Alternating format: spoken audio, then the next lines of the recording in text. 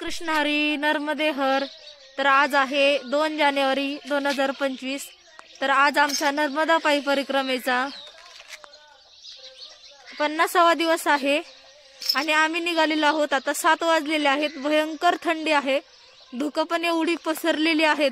समोरचा रस्ता सुद्धा दिसत नाहीये आणि आम्ही निघालेलो आहोत डुमरे या गावातून. तर बघू आज काय प्रसंग येतात, काय अनुभव येतात ते. कारण 12 ते 1 पर्यंत इकडे धुकं आणि थंडी खूप जास्त वाढलेली आहे. दिवसभर थंडी वाजत राहते. बघा सगळे कसे पॅक झालेले आहे. धुकं बघा सगळीकडे. समोर परिक्रमावासी चाललेले आहेत आणि धुकं बघा किती जास्त आहेत. धुक्यांमध्ये दिसत सुद्धा नाहीत परिक्रमावासी. थोड्या वेळाने धुक्याचं पाणी पूर्ण आपल्या अंगावरती पडतं. थंडी खूप आहे. इकडे शेती आहे.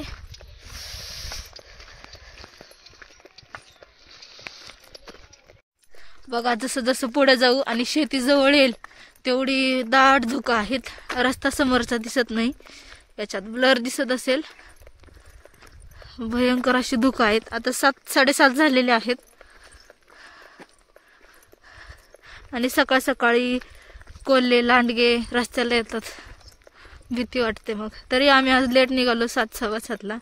असं धुकं 11 पर्यंत राहतं इकडे आणि दिवसभर थंडी. जसं जसं जबलपूरच्या जवळ जाऊ तशी तशी अजून जास्त थंडी वाढणार आणि अमरकंटकच्या जवळ गेलं तर भयंकर थंडी असते. सकाळचे आता 9:30 झालेले आहेत. कोणाला विश्वासही बसणार नाही. एवढी भयंकर थंडी आहे. तोंडातून वाफा येतात. ते हातपाय वाकडे व्हायला लागलेत. सॉक्स घातलेत, हातात ग्लोव्ज घातलेत, तरी पण एवढी भयंकर थंडी आहे. बघा समोरचा रस्ता पण दिसत नाहीये आणि वाजलेत किती आता 9:30 पावणे 10. बघा भयंकर थंडी आहे आणि अशा थंडीत आम्ही चाललेलो आहोत. अक्षरशः रक्त गोठायची वेळ आलेली आहे. एवढी भयंकर थंडी आहे. उभा सुद्धा राहू वाटत नाही. आणि पूर्ण हे बघा झाडाची येत ना पानं सगळी गळती होते. पाणी सगळं येते आणि चालत राहिलो ना आम्ही तर आमच्या पापण्यांना पाणी पडायला लागले. पूर्ण स्वेटर ओलं व्हायला लागलाय पाण्याने. एवढी थंडी डेंजर आहे. तर जे कोणी मागे असतील, पुढे असतील किंवा ज्यांना कोणाला यायचं असेल तर काळजी घ्या सर्वांनी स्वतःची. जेवढं काय आपल्याला स्वेटर वगैरे असतील व्यवस्थित घ्या. कानाला वगैरे पॅक बांधून या. हाताला हँड ग्लोव्ज घाला. डबल सॉक्स घाला. डबल ड्रेस घाला. की एवढी थंडी आहे की सहन सुद्धा होत नाहीये. कराशी थंडी आहे आणि 10 वाजलेले आहेत आता. तरी पण बघा इथे काही गावातले मंडळी आहेत. त्यांनी शेकोटी केलेली आहे. थोडस मी शेकणार आहे कारण समोरचाही रस्ता दिसत नाही. कुठंच काही दिसत नाही. हातपाय गारठलेले आहेत. पूर्ण हात वाकडे व्हायला लागले. थोडं शेकणार आणि पुढे निघणार. थोडस शेकून झालं. हातपाय आखडले होते तर ते थोडस शेकण्याने गरम केलेले आहेत. भयंकर थंडी आहे. हातपाय वाकडे व्हायला लागलेले आहेत. गुडघे पण भयंकर दुखत आहे. थंडीमुळे अजून काही जास्त त्रास होऊ नये याच्यासाठी जिथं जिथं शेकोटी पेटवलेली असेल तिथं शेक घेत चाललेले आहे. तर चला जाऊयात. बघू आज किती वाजेपर्यंत धुकं आहेत. कारण काल तर 12-1 पर्यंत धुकं होती आणि पूर्ण दिवसभर थंडी तेवढंच भयंकर पद्धतीने होते. आज बघू किती धुकं असणार आहे, किती काय. कारण की इथले लोक सांगतात संक्रांतीपर्यंत असंच क्लायमेट राहणार आहे. तर बघू जसं होईल तसं नर्मदे हर करायचं आणि चालायचं पुढं. तर आम्ही इथे मांगरोलला रामघाट आश्रमात आलेलो आहोत. तर बाबाजींनी सगळ्या येणाऱ्या जाणाऱ्या परिक्रमावासियांना सांगतात की तुम्ही घरी निघून जा. एवढी भयंकर थंडी आहे. बघा परिक्रमावासी भयंकर थंडी आहे. बाहेर चला मी दाखवते तुम्हाला. नर्मदे हर बाबा. बाबांना ऐकायला येत नाहीये थोडं. नर्मदे हर. यहाँ पे ठंड ज्यादा है क्या? बाबांना ऐका येत नाही. यहाँ पे ठंड ज्यादा है. तुम बोल दो का क्या? ठंडा बहुत है. कोरोना ते रुकते जाई ठंडा हाथ होता. कोई ना हाथ. बाबांना ऐकायलाच येत नाहीये. मोठ्यांनी बोलावं लागतं. डॉक्टर माकर बना लो लड्डू मड्डू. गाँव का लड्डू हम सामान ले रहे हैं. बाबांना खूप मोठ्याने ओरडावं लागतं तेव्हा ऐकायला येतं. चला बाहेर थंडी दाखवते. आश्रमाच्या बाहेर बघा थंडी भयंकर आहे. महाराजांनी आणि गावातल्या लोकांनी सांगितलं की तुम्ही तुमच्या घरी निघून जा. काय करणार ते, काय सांगणार मग.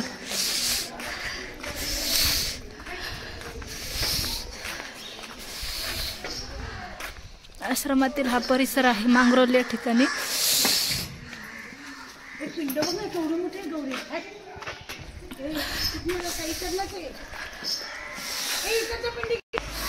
इथे 12 ज्योतिर्लिंग दाखवलेले आहेत.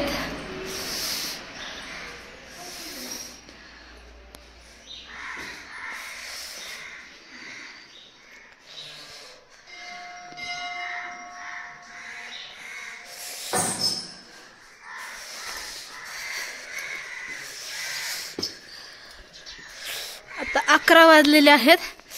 11 वाजता पण एवढी थंडी आहे. इकडे शिवशक्ती मंदिर आहे.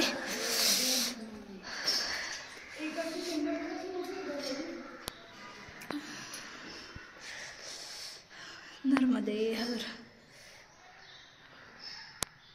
भयंकर थंडी आहे. इकडे भुबू बघा.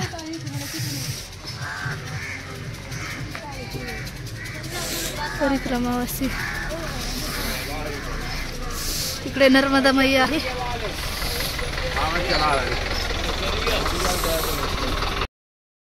तर आम्ही थंडीमुळे पुढे गेलेलो नाहीत, कारण महाराजांनी सांगितलं की जास्त चालू नका, थंडी आहे. आणि आमच्यासोबत मावशी आहेत, तर मावशींना शुगरचा प्रॉब्लेम आहे. तर त्याच्यामुळे पण आम्ही जास्त रिस्क घेत नाही, कारण पेशंट आहे, जास्त त्रास नको व्हायला थंडीने. तर इथेच थांबून घेतलेलं आहे, कारण की जवळजवळ 11-12 पर्यंत धुकं पसरलेले असतात. भयंकर थंडी वाजते. अंगात स्वेटर जरी घातला, कानात डबल टोप्या जरी घातल्या, हातात ग्लोव्ज जरी घातले तरी थंडी जास्त आहे. त्याच्यामुळे इथेच थांबून घेतलेलं आहे. आणि महाराजांनी पण सांगितलं की तुम्ही तुमच्या घरी निघून जा किंवा चालताना थोडंसं लेट निघा असं. आणि मागून येताना थोड्या वेळापूर्वी एका ठिकाणी गावामध्ये आम्ही शेकोटीसाठी थांबलो होतो, शेक घेण्यासाठी. तर तिथे शेकत असताना ते काही जण गावातले माणसं होते, त्यांनी आम्हाला सांगितलं की तुम्ही निघून जा किंवा स्वतःची काळजी घ्या किंवा लेट चालायला निघा थोडंसं ऊन वगैरे पडल्यानंतर. तर ते असं बोलत होते की ज्या गावामध्ये आम्ही शेकोटीसाठी थांबलो होतो त्याच गावामध्ये काल रात्री एक मध्य प्रदेशमधील आजोबा होते. त्यांना अक्षरशः थंडीमुळे एवढं गारठले ते की त्यांना पोत्यात घालून हॉस्पिटलला न्यावं लागलं. खूप थंडी भयंकर आहे. रक्त गोठायची वेळ येईल एवढी थंडी भयंकर आहे, म्हणजे सहन होत नाहीये थंडी. त्याच्यामुळे आम्ही आज थांबून घेतलेलं आहे. तर तुम्ही बघत असाल मी पण किती ब्लँकेटमध्ये असं एकदम पॅक झालेले आहे, तरी थंडी जात नाहीये. तोंडातून वाफा येतात, ते पाय पण हातपाय वाकडे होतात ते. तर चला, आजचा व्हिडिओ काय पुढचा होत नाही, तर त्याच्यामुळे मी तुम्हाला परिक्रमेबद्दल थोडीशी माहिती सांगते. तर आम्ही पुण्याचे आहोत आणि निघताना आम्ही सोबत 5 जणी निघालेलो होतो. आणि आईच्या माहेरचे एक होते मामा, ते पण होतं सोबत. पण झालं असं की ज्या मावशी होत्या आमच्यासोबत, आम्ही ज्या ठिकाणी राहतो तर इथल्या मावशी होत्या, त्यांना थंडीमुळे गुडघ्याचा प्रॉब्लेम झाला म्हणून त्या घरी परत गेल्या. तर आम्ही 4 जणी राहिलेलो आहोत. तर आमची ओळख सांगते. तर मी आणि माझी आई आणि आईच्या मैत्रीण मावशी, पांडे मावशी आणि त्यांची मुलगी कोमल, आम्ही 4 जणी आता सोबत आहोत. मैया खरंच ताटातूट करते, कारण निघताना 6 जण निघालेलो होतो. त्यानंतर मामा मागे राहून गेले, थोडंसं आमच्यात गॅप पडला 1 दिवसाचा, तर ते मागे राहून गेले आणि आम्ही पुढे निघून आलो. तर आता 4 जणी सोबत आहोत. मागे पण मावशी आजारी होत्या, त्याच्यामुळे मावशीत आणि आमच्या 4 ते 5 दिवसाचं अंतर राहिलं आणि आम्ही पुढे होतो. नंतर मग आम्ही थांबून घेतलं 2 दिवस, मग त्यांनी आम्हाला येऊन कव्हर केलेलं आहे. तर माझी ही 3री परिक्रमा आहे. तर परिक्रमा करण्याची इच्छा कशी झाली तर तुम्हाला सांगते. तर मी लहानपणापासून वारकरी संप्रदायात आहे. 4थी पासून मी कीर्तन करते. वारकरी संप्रदायात असल्यामुळे थोडीशी माहिती आहे. आणि आळंदीमध्ये महाराज आहेत एक, तर त्यांनी मला सांगितलं, राजाराम महाराजांनी, की मी नर्मदा परिक्रमा करून आलोय. तर नर्मदा परिक्रमेबद्दल माहिती सांगितली. तर छान वाटलं ऐकून. कुठंतरी मनात इच्छा झाली की जावं म्हणून. आणि असं म्हणतात नर्मदा परिक्रमा केल्याने मन्नत पूर्ण होते, इच्छा पूर्ण होते. पण मन्नत पूर्ण नाही, पण एक काहीतरी आयुष्यात आलोय आपण, तर साधना घडली पाहिजे या हेतूने आम्ही परिक्रमेसाठी आलेलो आहोत. तर त्यांनी आम्हाला सांगितलं की परिक्रमेबद्दल माहिती सांगितली. त्याच्यानंतर आमच्या मनात इच्छा निर्माण झाली. जवळजवळ 5-6 वर्ष झालं मला यायचं होतं परिक्रमेसाठी, पण घरात फॅमिली असल्यामुळे मला एकटीला सोडत नव्हते. तर आईने सांगितलं की मोठा भाऊ त्याचं लग्न झाल्यावर आपण जाऊयात, कारण आईचं पण दुकान आहे लेडीज शॉपी. त्याच्यानंतर घरी पण स्वयंपाक वगैरे करावा लागतो. 15 दिवस ठीक आहे वारीपुरतं, पण 4-5 महिने लागतात परिक्रमेसाठी, 6 महिने लागतात. तर मी एवढे दिवस शक्य नाही म्हणून टाळाटाळ चालू होती. त्यानंतर आळंदीमधले पद्मनाभ देवकर त्यांनी सांगितलं की नर्मदा पायी परिक्रमेसाठी चला. तर मी सांगितलं जाणार तर मी पायीच जाणार, गाडीने जाणार नाही. तर त्यांचा जवळजवळ मला 15-20 दिवस कॉल येत होता, चला ताई. तर मी नाही म्हणून सांगितलं, म्हटलं जाईल तर पायीच जाईल. तर त्याच्यानंतर महाराजांचं ज्या दिवशी जायचंय त्या दिवशी अचानक फोन आला की ताई यायचं का. तर मैयानेच बोलवलं असं वाटतं म्हणायचं.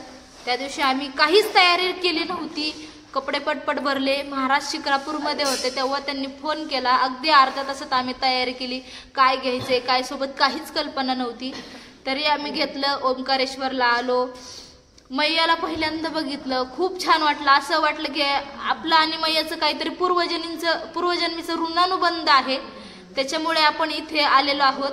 कारण की पूर्वजन्मात काहीतरी पुण्यही केली असेल आपण तेव्हाच आपल्याला मैया भेटते, किंवा कोणती एखादी गोष्ट असेल ते भेटते. तर आम्ही आलो. 15 दिवस ट्रॅव्हल्सने परिक्रमा केली. त्याच्यानंतर छान वाटलं. मग अजून घरी गेल्यानंतर अजून इच्छा निर्माण झाली. मग स्वप्न पडायला लागले मला, मैयाचे वगैरे, पाणी खळखळ वाहते, नर्मदेश्वर दिसायला लागले. मग जसं जसं अजून भक्ती वाढत गेली किंवा त्याविषयीची गोडी वाढत गेली परिक्रमा लेण्याची. मग त्यानंतर 2 वर्ष निघून गेले. मी आईला हट्ट करायचे, आई चल परिक्रमेत. आई म्हणायची जाऊ. असं करत करत 2 वर्ष झाले. 2 वर्ष झाले. त्यानंतर ज्यावेळेस आम्हाला परिक्रमेला जायचं होतं, आणि आपल्या इकडे असं महाराष्ट्रात म्हणजे म्हणतात की दसऱ्याला परिक्रमा उचलतात, पण असं नाही. कार्तिकी एकादशी झाली नोव्हेंबर-डिसेंबरमध्ये जी असती, त्याच्या दुसऱ्या दिवशी पंढरपूरची जी कार्तिकी एकादशी असते त्याच्या दुसऱ्या दिवशी संकल्प उचलतात, म्हणजे देव बंधनात असतो. तर मग दसऱ्याच्या वेळेस नेमकी मी आजारी पडले आणि डॉक्टरांनी सांगितलं की हिला रेस्टची गरज आहे. तर मी म्हटलं मला जायचं तर परिक्रमेला जायचं, कारण मी नेहरू वगैरे शिवायला टाकले होते, सगळी तयारी केली होती. आणि ऐन वेळे असं झालं. मग घरच्यांनी परिक्रमेला जायचं नाही म्हणून हट्ट केलं तर मला मारलं. आईनी वगैरे त्यांनी मारलं मला, ही सत्य घटना आहे. मारलं. त्याच्यानंतर मग माझ्या डोक्यात राग होता, आणि मी आळंदीला पण संप्रदायाचं शिक्षण घ्यायला जाते. तर डोक्यात राग धरला, मी काहीच बोलले नाही. घरून निघाले. माझ्याकडं एक 10-15 हजार रुपये होते कॅश. घरून निघाले. आळंदीला गेल्यानंतर दर्शन वगैरे घेतलं, क्लास घेतला. त्याच्यानंतर फक्त परिक्रमेला जायचं एवढं डोक्यात टार्गेट होतं. तर निघाले मी, आणि निघाल्याच्या नंतर आळंदीला आले. आळंदीला आल्यानंतर पण परिक्रमेला जायचं कसं, कुठून कसं जायचं काहीच माहित नव्हतं. फक्त मी एकच ऐकायचे सर्वांच्या तोंडातून की पुण्याहून खंडवाला जायचं आणि खंडवावरून मग ओंकारेश्वरला जायचं. पण मग तिकीट बुक केलेलं नाही, काहीच नव्हतं. त्याच्यानंतर मग मी आळंदीत आले. आळंदीत दर्शन वगैरे घेतलं. आळंदीत मग बॅग घेतली 1100-1200ची, शाल घेतली, ताट घेतलं, परत स्टीलची पेटी घेतली, कंबल घेतला. त्याच्यानंतर थोडंसं सामान होतं आरतीचं, ते पण घेतलं. मोबाईल स्विच ऑफ केला. त्याच्यानंतर नेहरू घेतले आणि पुणे स्टेशनच्या बसमध्ये बसले. आळंदीवरून पुणे स्टेशनला उतरले. बरं, त्याच्यानंतर कधी पहिल्यांदा स्वतःहून रेल्वेने कधी प्रवास केला नव्हता फॅमिलीला सोडून. नंतर रेल्वेत मग विचारपूस केली, खंडवा गाडी आहे का. ते म्हटले की तुम्हाला बसून जावं लागेल जनरलमध्ये. म्हटलं ठीक आहे. तर मग 5:30ची ट्रेन होती, सांगितलं होतं त्यांनी 5:15ला ट्रेन येते. तर ट्रेन किती वाजता काय माहीत नव्हतं. चौकशी केली तर 5-5:30ला येते. बसले मी. तर एक माणसाने मला विचारलं बऱ्याच वेळाने की बाळा कुठं जायचंय तुला. म्हटलं खंडवाला जायचंय. त्यांनी सांगितलं अरे ट्रेन तिकडं उभी आहे म्हणून, तिकडच्या प्लॅटफॉर्मवर. म्हटलं ठीक आहे. म्हटलं मला काही जाता येत नाही, गर्दी पण होती, एकटीच होते, थोडी घाबरली होते. मग त्यांना म्हटलं तुम्ही मला सोडून या.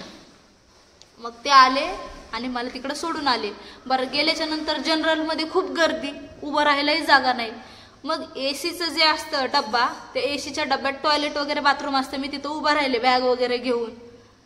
त्याच्यानंतर उरुळी कांचन रेल्वे निघाली, नेमकी रेल्वे निघायला आणि मी तिथं 2-3 मिनिटापूर्वी पोहोचायला एक झालं. पण रेल्वेत बसताना मात्र नक्की म्हणलं मैया मी एकटीच निघाले, मला तिकडचं काही माहीत सुद्धा नाही. निघाले तर मी तुझ्या भरवशावर निघाले, माझ्या केसालाही धक्का लागला नाही पाहिजे. कारण मी घरी सांगितलं नव्हतं, फोन स्विच ऑफ, कारण घरून परवानगी नव्हती. त्याच्यानंतर मग रेल्वेत बसले आणि उरुळी कांचन पर्यंत रेल्वे गेली. टीसी आले, टीसींनी विचारलं इथं काय करताय तुम्ही? तर म्हटलं तिकडं जनरल वॉर्डमध्ये जागा नव्हती, तर मी इथं बसले उभं राहिलेली. तर ते म्हटले कुठं जायचंय? म्हटलं खंडवाला जायचंय. तर ते म्हटले ठीक आहे. तर स्वतःहूनच ते म्हटले की तिकीट असेल तर तुम्ही जासाल का? म्हटलं हो चालेल, एसी आहे म्हटले. मग त्यांनी मला जागा दिली बसायला. मग मी त्या जागेवर बसले. अर्धा-1 तास झाला. थोड्या वेळाने टीसी आणि माझ्या मनात काय आलं की 4-5 हजार रुपये घेतील. जाऊ दे म्हटलं, इमर्जन्सी आपल्याला जागा भेटतीये म्हटलं.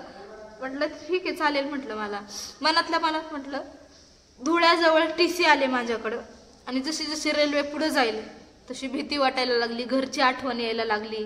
मग थोडंसं रडायला आलं. परिक्रमाला जायचं होतं, घरची आठवण येत होती. त्याच्यानंतर मग टीसींनी माझ्याकडून फक्त 600 रुपये घेतले खंडवाचे. त्याच्यानंतर त्यांना विचारलं, जेवण पण केलं नव्हतं, भीती पण वाटत होती घरचे मारतील का काय. तर मग टीसींना विचारलं रेल्वे खंडवाला किती वाजता पोहोचेल? ते म्हटले 3:30 पावणे 4 वाजता. मग 3:30चा अलार्म लावून ठेवला. म्हटलं तेवढ्या वेळात आपण पोहोचू. तर त्याच्यानंतर प्रत्येक आणि रात्रीचं दिसत पण नाही स्टेशन. मग 3:30 पावणे 4 झाले. जसे स्टेशन येतील अशी बघत जायचे, कुठे येईल. मग खंडवाजवळ आले. त्याच्यानंतर ते दार लावलेलं होतं ते पण उघडत नव्हतं. मग एक दादाला उठवलं, म्हणलं भैया जल्दी उठव, कारण रेल्वे फक्त 2 ते 3 मिनिटं थांबते. उतरल्याच्या नंतर अशी समोर मुलं कट्ट्यावर बसली होती. थोडीशी मनात भीती वाटली. त्याच्यानंतर मी न घाबरता डायरेक्ट त्या मुलांकडे गेले. म्हटलं भैया मुझे ओंकारेश्वर जाना है, तो कहाँ से जाने का? तर ते म्हटले दीदी ऊपर से जाओ, सीढ़ियाँ चढ़ के और उस पार हो जाओ. तर त्याच्यानंतर मी वरती शिड्या चढले आणि मध्ये जो स्पेस असतो तिथं पण मुलं बसून होती. अजून मला थोडीशी भीती वाटली. त्यानंतर मग त्यांना परत जाऊन विचारलं, म्हणलं म्हणजे ओंकारेश्वर जाना है, कहाँ से जाने का? तर त्यांनी सांगितलं की खाली उतरून जा. गेले, तिथे काही माणसं होती, मुस्लिम बांधव होते, त्यांच्याकडे गेले आणि विचारलं अंकल जी मुझे ओंकारेश्वर जाना है, मुझे छोड़ दो. त्यांनी सांगितलं बेटा खरंच MP मधले लोक इतकी भारी आहेत ना की त्यांचं पाय धुवून पाणी प्यावं अशी लोक आहेत. म्हटलं मुझे ओंकारेश्वर जाना है, चलो म्हटलं हम छोडते. तर फक्त 100 मीटर अंतरावरती मला त्यांनी सोडलं, बसमध्ये बसून दिलं. तेव्हा जीवात जीव आला. आणि मग मला कळलं, मला वाटलं होतं की दसऱ्याला परिक्रमा उचलतात, लेट झालंय मला, पण मला तेव्हा कळलं की एकादशीच्या दुसऱ्या दिवशी परिक्रमा उचलली जाते. म्हटलं तर मैयाने आपल्याला बरोबर टायमिंग मध्ये बोलवलेलं आहे आणि एकादश दुसऱ्या दिवशी होते. तर मग ओंकारेश्वरच्या गाडीत बसले. 120 रुपये तिकीट होतं. 3 तासानंतर ओंकारेश्वरला पोहोचवलं. तिथे आल्याच्या नंतर गजानन महाराजांचा आश्रम आहे, त्या ठिकाणी परिक्रमावासियांसाठी उपलब्ध फ्री सेवा देतात. गेले तिथं. त्याच्यानंतर आधार कार्ड वगैरे दिलं त्यांना, नाव रजिस्ट्रेशन केलं. परत त्यांनी सर्टिफिकेट दिलं परिक्रमेला येण्याचं. मॅट दिली आम्हाला, फॉर्म दिला जो असतो झोपण्यासाठी. त्याच्यानंतर मी आले आणि मोबाईल स्विच ऑफचा ऑन केला, आसन वगैरे लावलं आणि मग घरच्यांचे फोन सुरू होते. मग फोन केला, मला म्हटले कुठे आहे तू सांग. म्हटलं सांगत नाही म्हटलं मी, म्हटलं मला मारतील, परत घेऊन जातील. परत फोन स्विच ऑफ केला. आणि दुसऱ्या दिवशी माझा बड्डे होता, ज्या दिवशी संकल्प उचलणार त्याच्या दुसऱ्या दिवशी. मग काय सकाळी मग थोड्या वेळाने परत फोन ऑन केला, जेवण वगैरे केलं, आंघोळ केली, जेवण केलं, नाश्ता केला, दर्शन घेतलं, मैयावर गेले, मैयावर दर्शन वगैरे घेतलं, मंबलेश्वरांचं दर्शन घेतलं, ओंकारेश्वरांचं दर्शन घेतलं. फोन ऑन केला आणि फोन ऑन केल्यानंतर फोन आला आईचा घरून. म्हटले कुठे आहे तू? म्हटलं मी नाही सांगत. म्हटलं सांगितलं तर तुम्ही मला घरी घेऊन जासाल. तर म्हटले नाही, म्हणले घरी नाही घेऊन जात, मारत पण नाही तुला, सांग म्हणले कुठं. कारण घरी तर एवढं वातावरण टाईट झालं होतं की पोलीस स्टेशनला जाण्याची वेळ आली होती. कारण की तरुण मुलगी एवढा वेळ बाहेर जाणं आणि घरच्यांना पण काळजी वाटते. मी कुठंतरी चुकीचं केलं, पण परिक्रमेसाठी मला मैयाकडे यायचं होतं, परिक्रमा करायची होती, त्याच्यामुळं मी आले. आणि त्याच्यानंतर फोन ऑन केला, मग सांगितलं मी ओंकारेश्वरला आहे. घरचे म्हटले नाही तू जाऊ शकत नाही. नंतर म्हटलं व्हिडिओ कॉल करा. व्हिडिओ कॉल केला, दाखवला. मग त्या दिवशी आई तिकडनं निघाली, बॅग वगैरे घेतली. मग आई ट्रॅव्हल्सने आली संध्याकाळपर्यंत. दुसऱ्या दिवशी पोहोचली माझ्यापर्यंत, इंदोर मार्गे आली. आल्याच्या नंतर मला भीती होती, म्हटलं घरचे येतील आणि मला सगळे घेऊन जातील. पण आई आली. आई म्हटली चल मी तुझ्यासोबत परिक्रमा करते. मग आईला ओंकारेश्वरांचं दर्शन करून दिलं, ममलेश्वरांचं केलं. मग तिथं गेल्यानंतर अनिलदासजी महाराज त्यांच्याकडे गेलो, प्रमाणपत्र घेतलं, त्यांना सांगितलं की दुसऱ्या दिवशी आम्हाला संकल्प उचलायचा आहे. मग आम्ही दुसऱ्या दिवशी संकल्प उचलला. मग काय झालो मार्गस्थ. मग 111 दिवसात आम्ही परिक्रमा पूर्ण केली. तर ही माझी आता 3री परिक्रमा आहे. तर मग आम्ही घरी आल्यानंतर आईची मैत्रीण आहे पांडे मावशी, आईने त्यांना सांगितलं आम्ही परिक्रमेला गेलो होतो, असं तसं सांगितलं. मग त्यांच्याही मनात गोडी निर्माण झाली. मग मागच्या वर्षी यायचं होतं, पण झालं असं की माझ्या भावाचं लग्न होतं, त्याच्यामुळे आम्हाला काही येता आलं नाही, कारण वेळ निघून गेली होती परिक्रमाची. मावशींच्याही मनात कुठंतरी गोडी निर्माण झाली. मावशी रोज उठलं घरी आवरायचे, पार्लरमध्ये यायचे, त्यांच्या आले की रोज व्हिडिओ बघायचे आणि मग यांच्या रोज फोनवरती गप्पा चालायच्या, आपल्याला परिक्रमाला जायचे.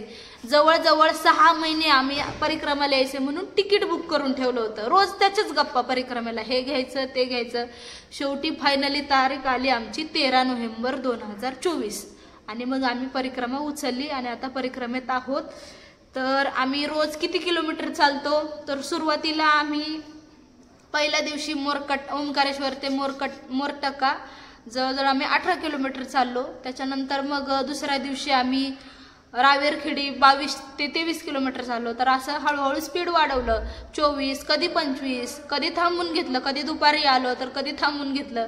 त्याच्यानंतर कधी 17, कधी 18, कधी 30, कधी 35.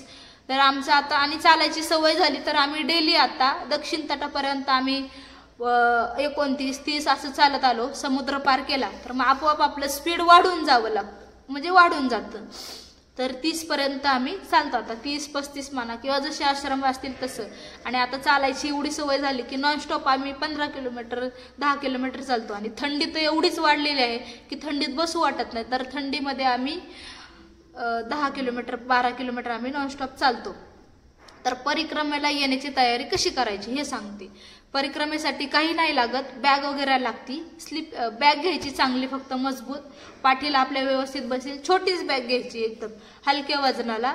जर पुण्यामध्ये कोणी राहत असेल तर भवानी पेठेमध्ये ॲडव्हेंचर एक दुकान आहे, तिथून बॅग घ्या तुम्ही व्यवस्थित, म्हणजे कमी भावात भेटेल. कमी म्हणजे 2-3 हजारापर्यंत भेटती, पण व्यवस्थित आपल्याला परफेक्ट पाठीला वगैरे बसेल असेल ते स्वतः बनवतात, तिथून घ्यायची. एक बॅग घ्यायची. कोणाला स्लिपिंग बॅग घ्यायची असेल तर स्लिपिंग बॅग घ्या, किंवा कंबल घ्यायचं असेल तर म्हणजे ब्लँकेट घ्या. Sleeping bag. त्याच्यानंतर एक ताट ठेवायचं सोबत. ज्यांना वाटी ठेवायची असेल तर वाटी ठेवायची. ताट आपलं पावभाजीचं ताट कसं असतं तसं ताट ठेवायचं सोबत भाजी वगैरे घेण्यासाठी, कारण कधी कधी वेगवेगळे प्रकार असतात खाण्यासाठी. तर ते ताट घ्यायचं. पाण्याची बॉटल वगैरे नाही घ्यायची. कमंडलू घ्यायचा सोबत. आणि दंडक जो असतो तो ओंकारेश्वरला घ्यायचा. पाण्याची बॉटल, ताट झालं, बॅग घ्यायची. त्याच्यानंतर स्लिपिंग बॅग किंवा कमंडलू घ्यायचं. पूजेसाठी सामान घ्यायचं. तुपाच्या वाती भिजून घ्यायच्या, माचीसची काडी, हळदी कुंकू घ्यायचं, थोडंसं तांदूळ घ्यायचं. एक रुपया घ्यायचा पूजेसाठी, संकल्प उचलण्यासाठी तो 1 रुपया घ्यायचा. सुपारी घ्यायची आणि खडीसाखर वगैरे घ्यायची.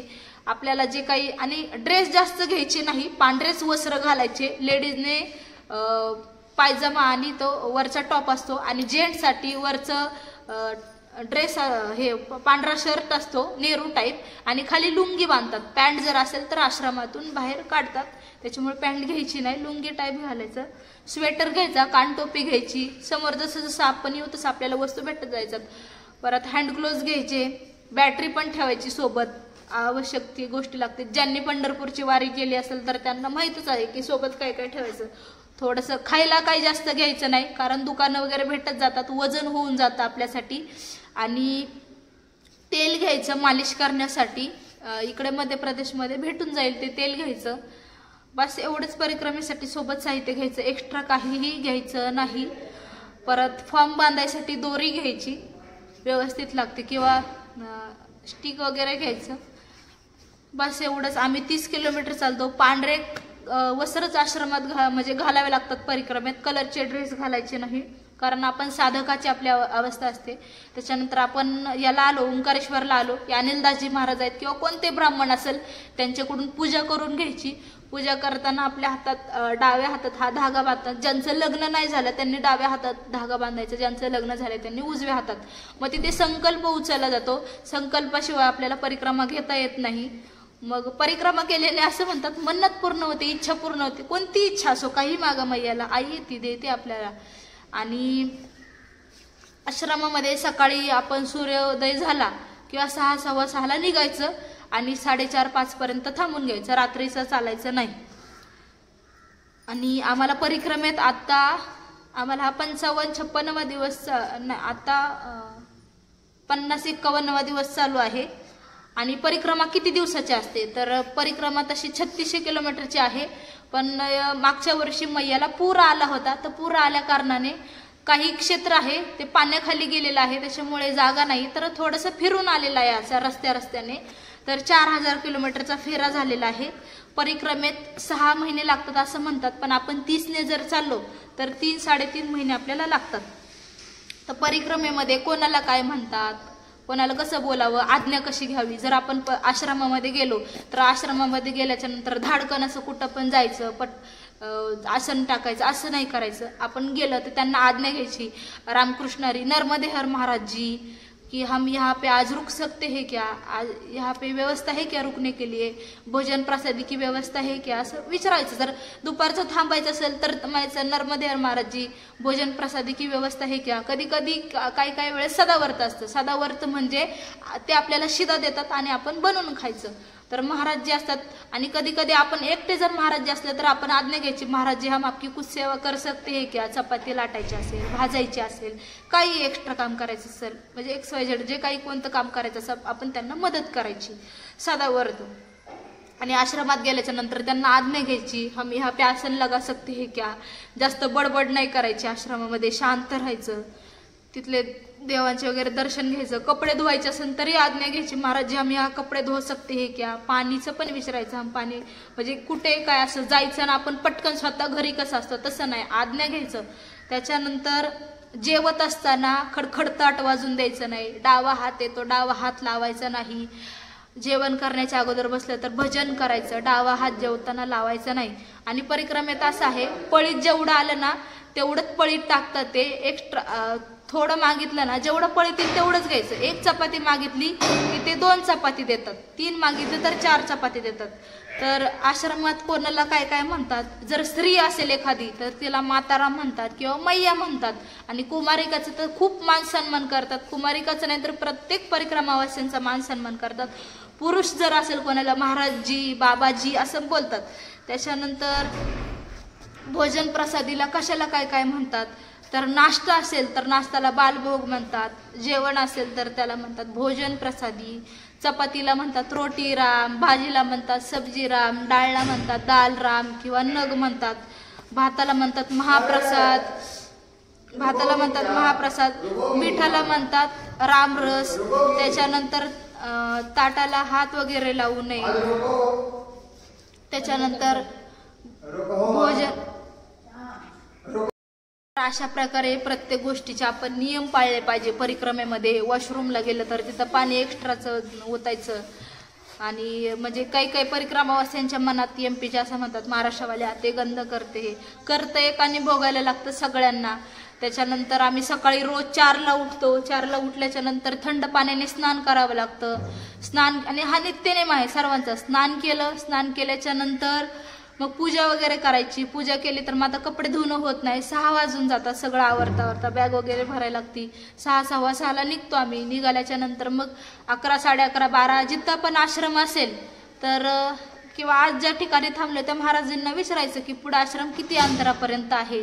तर मग त्यांनी सांगितलं 15-16 किलोमीटरचा आपण अंदाज घ्यायचा. दुपारी भोजनासाठी थांबायचं. तिथं कपडे धुवायचे, थोडेसे वाळवायचे आणि थोडेसे पुढे गेल्यावर वाळवायचे. परत 4-5 वाजता थांबून घ्यायचं. अशी परिक्रमा असते. तर व्यवस्थित नामस्मरण करत वगैरे आम्ही परिक्रमेत चाललेलो आहोत. हा आमचा अनुभव आहे. तर आणि मैया कोणतीही गोष्ट आपल्याला कमी करून देत नाही. परिक्रमेत पण सगळे सेवा करतात आपले.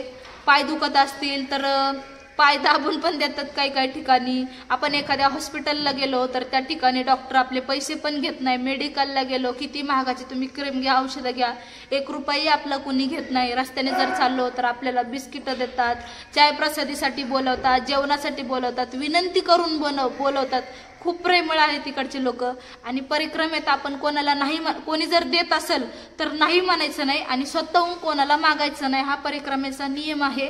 तर परिक्रमेचे जे नियम असतील ते नियम व्यवस्थित पाळायचे. ज्यांना कोणाला परिक्रमेला यायचं असेल तर मी ज्यावेळेस माझा संकल्प पूर्ण होईल त्यावेळेस मी तुम्हाला नंबर देईल. व्यवस्थित मला सगळं विचारा, मी तुम्हाला सगळं व्यवस्थित माहिती सांगेल. तर चला, मला अजून वेगळं काय वाटलं तर मी तुमच्यापर्यंत पोहोचवण्याचं काम करल. तर आता आपण थांबूया तिथे.